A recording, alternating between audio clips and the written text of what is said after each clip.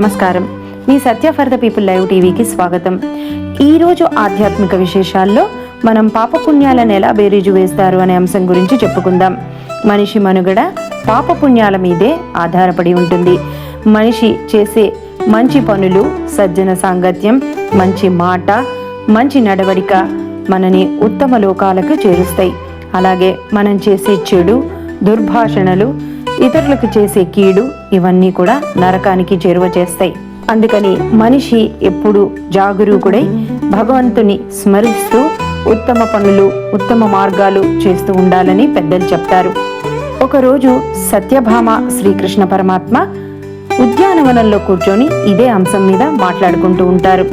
అప్పుడు సత్యభామ శ్రీకృష్ణునితో ఇలా అడిగింది, స్వామి, ప్రతి మనిషి చేసే పాపపుణ్యాలను ఎలా బేరీజు వేస్తారు, భగవంతుడు వాటిని ఎలా అమలుపరుస్తాడు అనే విషయం గురించి నాకు తెలియచేయండి అని అడిగింది. దానికి కృష్ణ పరమాత్మ ఇలా చెప్పసాగాడు, సత్యభామ, నేను చెప్పే కథను శ్రద్ధగా విను. దాన్ని బట్టి నీకు భగవంతుడు పాపపుణ్యాలను ఎలా నిర్ణయిస్తాడో తెలుస్తుంది అని చెప్పసాగాడు. చాలా కాలం క్రితం అవంతిపురంలో ధనేశ్వరుడు అనే ఒక బ్రాహ్మణుడు ఉండేవాడు. అతడు సహజంగా చాలా ధనికుడు, కానీ కులాచార భ్రష్టుడై పాపాలు చేస్తూ ఉండేవాడు. అబద్ధాలాడడం, దొంగతనం చేయడం, వేశ్యావాటికలకు వెళ్ళడం, తాగడం, ఇవన్నీ ఎన్నో దుష్కర్మలు చేస్తూ ఉండేవాడు. అవే కాక షడ్రసాలు, కంబళ్ళు, చర్మాలు మొదలైన వర్తకాలు కూడా చేసేవాడు. వర్తకం నిమిత్తం ఒక దేశం నుండి మరో దేశం వెళ్ళడం అతనికి అలవాటు. అలాగే ఒకసారి మహిష్మతి నగరం చేరాడు. ఆ నగర ప్రాకారం చుట్టూ నర్మదా నది ప్రవహిస్తూ ఉంది. ధనేశ్వరుడు ఆ పట్టణంలో వర్తకం చేస్తూ ఉండగానే కార్తీక మాసం వచ్చింది. దాంతో ఆ ఊరు అతిపెద్ద యాత్రాస్థలిగా మారిపోయింది. వచ్చేపోయే జనాల వల్ల రద్దీతో అతనికి వర్తకం చాలా బాగా జరిగింది. ధనేశ్వరుడు నెలంతా అక్కడే ఉండిపోయాడు. వర్తక లక్ష్యంతో ప్రతిరోజు నర్మదా తీరంలో సంచరిస్తూ ఉండేవాడు. అక్కడ స్నాన, జప, దేవతార్చనలు విధిగా నిర్వహిస్తున్న వారిని చూస్తూ ఉండేవాడు. సత్యగాన, నృత్యగాన, మంగళ వాయిద్యాలతో, హరికీర్తనలతో, కథలతో అక్కడ ఆలపించే వారందరినీ, విష్ణు ముద్రలు ధరించిన వాళ్ళని, తులసిమాలలతో అలరారుతున్న వాళ్ళని, భక్తులని అతను రోజు చూడసాగాడు. చూడడమే కాదు, నెల పొడుగునా తానక్కడే మసులుతూ ఉండేవాడు. మసులుతూ ఉండడంతో అతనికి వారితో పరిచయం కలిగింది. వారితో సంభాషిస్తూ ఉండేవాడు. ఎందరో పుణ్యపురుషులు స్వయంగా అతనికి ఎన్నో మంచి ఉపదేశాలు చేశారు. పుణ్యపురుషులను స్పృశించడం కూడా అతనికి దక్కింది. తుదకు ఆ సజ్జన సాంగత్యం వల్ల అప్పుడప్పుడు అతను విష్ణు నామోచ్చారణ కూడా చేసేవాడు. నెల రోజులు ఇట్టే గడిచిపోయాయి. కార్తీక ఉద్యాపన విధిని, విష్ణు జాగరణని కూడా దర్శించాడు. పౌర్ణమి నాడు గోబ్రాహ్మణ పూజలు ఆచరించి దక్షిణ భోజనాదులను సమర్పించే వ్రతస్థులను చూశాడు. పిదప సాయంకాలం శివ ప్రీత్యర్థం చేసే దీపోత్సవాలను, అభిషేకాలను తిలకించాడు. సత్యభామ, నాకు అత్యంత ప్రీతికరమైన కార్తీక మాసంలో శివారాధన దేనికి అని నువ్వు ఆశ్చర్యపడకు. ఎవరైతే నన్ను, పరమశివుణ్ణి భేదభావంతో చూస్తారో వారికి సమస్త పుణ్యకర్మలు వారు చేసుకున్నవి వృధాయే. అదీ కాక ఆ శివుడు కార్తీక పౌర్ణమి నాడే త్రిపుర సంహారం చేయడం వల్ల కూడా ఆయనను ఆ రోజు ఆరాధిస్తారు. ఇక ధనేశ్వరుడు ఈ పూజా మహోత్సవాలన్నింటినీ ఎంతో ఆశ్చర్యంతో, వాంఛతోనూ చూస్తూ అక్కడక్కడే తిరుగుతున్నాడు. కానీ ఆ సమయంలో కాలవశాన ఒక కృష్ణ సర్పం అతన్ని కాటు వేయడం జరిగింది. తక్షణమే అతను స్పృహ కోల్పోయాడు.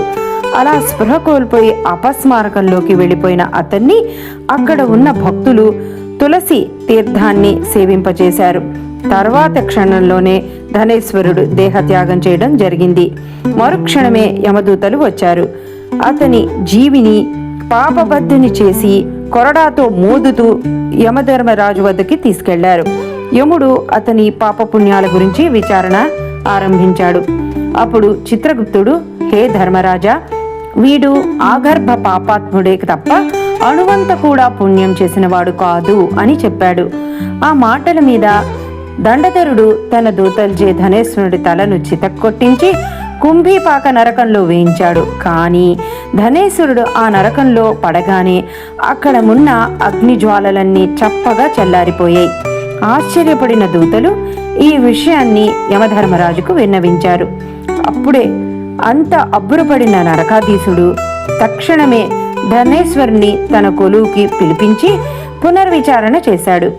అలా చేసిన అతనికి ఇతను ఎక్కడ పుణ్యం చేశాడా అని చూడసాగాడు. అప్పుడే అక్కడికి నారద మహాముని వచ్చాడు.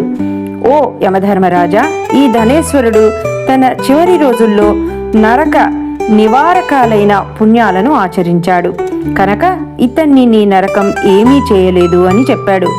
ఎవరైతే పుణ్య పురుష దర్శన స్పర్శన భాషణ పాత్రులవుతారో వారు ఆ సజ్జనుల పుణ్యంలో 6వ భాగాన్ని పొందుతూ వస్తారు. అటువంటి వాడే ఈ ధనేశ్వరుడు. 1 నెల పాటు కార్తీక వ్రతస్థులు ఎందరో పుణ్యాత్ములతో సాంగత్యం చేసి విశేష పుణ్యభాగాలను పొందాడు. కార్తీక వ్రతస్థుల సహజీవనం వల్ల ఇతను కూడా సంపూర్ణ కార్తీక వ్రత ఫలాన్ని ఆర్జించుకున్నాడు. అదీ కాక అవసాన వేళ హరిభక్తుల చేత తులసీ తీర్థం పొందాడు. కర్ణపుటాల్లో హరినామస్మరణ జొరబడింది.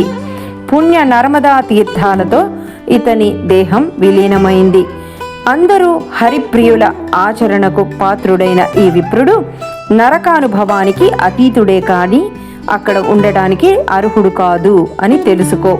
ఇతడు దేవతా విశేషుడు. పుణ్యాత్ముడైన ఈ భూసురుడు పాపభోగాలైన నరకాన్నందు ఉండేందుకు అనర్హుడు అని బోధించి నారద మహాముని వెళ్ళిపోయాడు. దానికి యమధర్మరాజు అతని పుణ్యాన్ని అతనికిచ్చి మళ్ళీ స్వర్గానికి పంపాడు. ఇది సత్యభామ. దీని అర్థం ఏంటంటే, ఎవరమైతే మనం సజ్జన సాంగత్యాన్ని పొందుతామో అట్టివారం ఎప్పుడు పుణ్యానికి అర్హులము.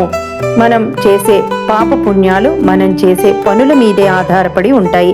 అందుకనే మంచి మాట్లాడాలి, మంచి చేయాలి, మంచి వినాలి అని పెద్దలు చెప్తారని కృష్ణ పరమాత్మ సత్యభామకి ఈ కథా రూపంలో తెలియజేశాడు.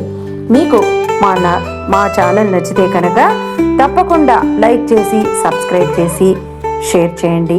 Thank you. హరి ఓం.